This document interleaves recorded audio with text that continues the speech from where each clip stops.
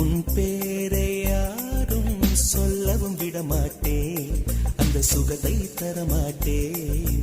உன் கூந்தல் பூக்கள் விடவே விடமாட்டேன், அதை வெயிலில் விடமாட்டேன்.